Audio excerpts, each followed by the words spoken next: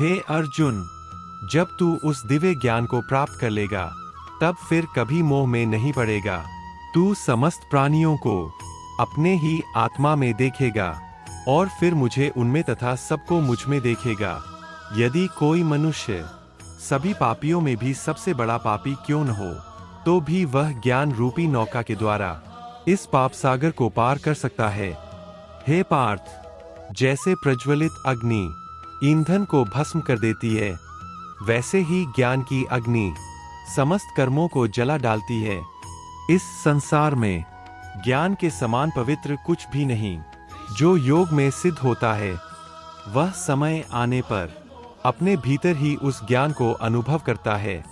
हे अर्जुन, श्रद्धावान मनुष्य, इंद्रियों को वश में रखने वाला साधक और गुरु के वचनों पर विश्वास करने वाला शिष्य ज्ञान को प्राप्त करता है। ज्ञान प्राप्त कर वह शीघ्र ही परम शांति को प्राप्त हो जाता है। परंतु जो अज्ञानी है, जिसमें श्रद्धा नहीं है, जो हर बात में संशय करता है, वह न इस लोक में सुख पाता है न परलोक में। संशय करने वाला मनुष्य अंततः स्वयं को ही नष्ट कर लेता है। इसलिए हे अर्जुन, अज्ञान से उत्पन्न अपने हृदय के संशय को ज्ञान की तीक्ष्ण तलवार से काट डाल।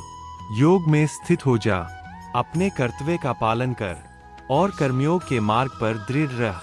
उठ, वीरता धारण कर और धर्म के लिए कर्म कर।